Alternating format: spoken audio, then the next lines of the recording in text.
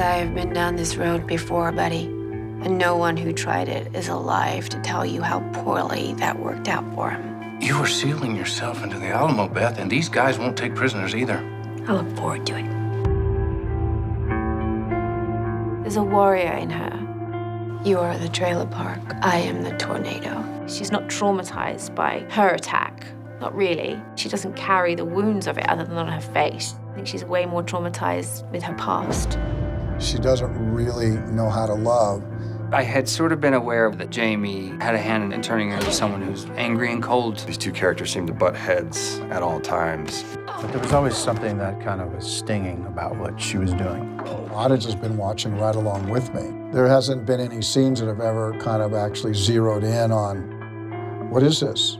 Because it's wearing everybody out. It's so deep, it's so intertwined, it's so complex, yet delivered in such a simple way, such a strong storytelling way.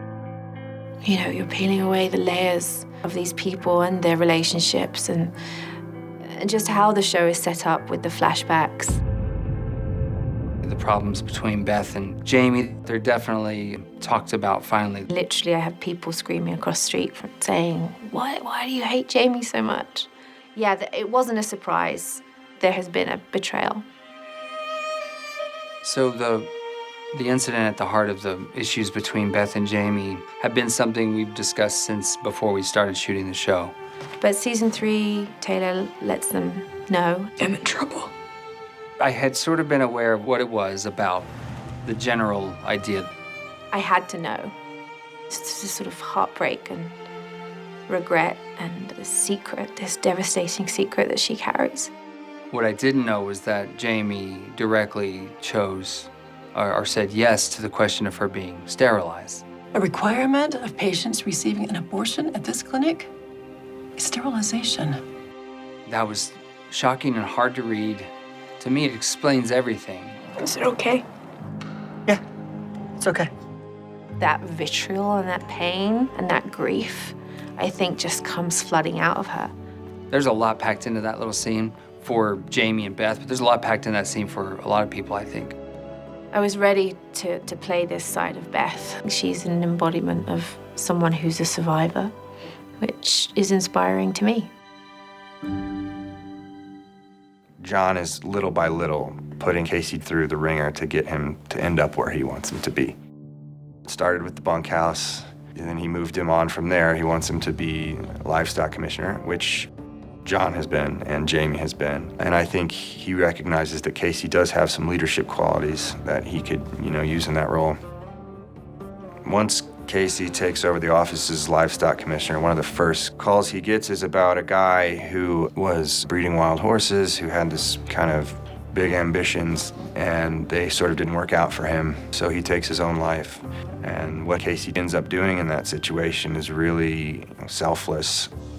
As kind of violent as he can be, he has a really big heart and really cares about people. And you start to see that maybe he will be good at this job. Maybe it is for him. Maybe we didn't see this coming, that, he could be good at leading people. And it's just a testament to how great a writer Taylor is. Once you make the decision, I'll do whatever you want. Taylor said a really cool thing. We have two sort of rules: break their hearts a little bit and make them want to be cowboys. If you come at it like that, every scene sort of starts to make sense. Running horses is just something people are never going to tire of. And if the story is up to the imagery, capturing the imagination, then you're in a really good spot. You're running 400 horses down a mountain. That was just a pinnacle. I just get kind of chills thinking about it that day. I don't think that something like that has been filmed in motion picture.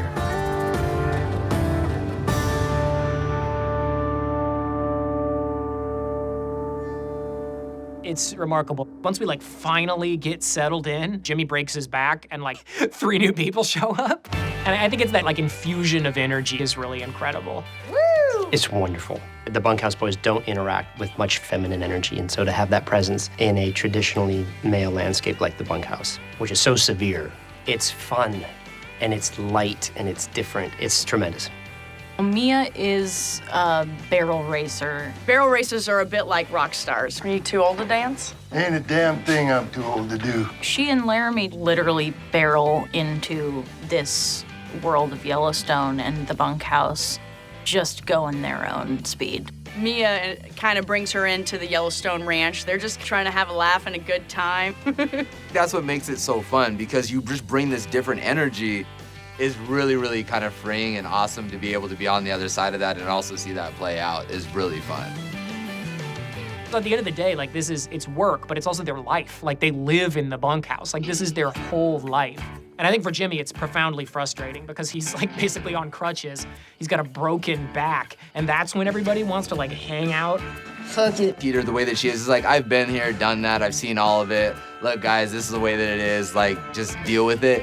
There's a lot of guys in that bunkhouse that I knew she was gonna be obsessed with Colby.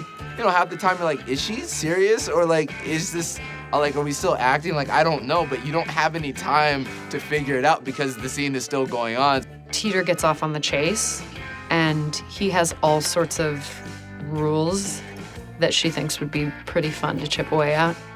I feel like most of the time I look like a deer caught in headlights, but if it translated to something differently, then I will also take that as well, so I appreciate that. I think that's an incredible relationship. It's so exciting to get to know Colby through Teeter's eyes. Friday's your lucky fucking day. I love that relationship so much. I stan Teeter and Colby big time.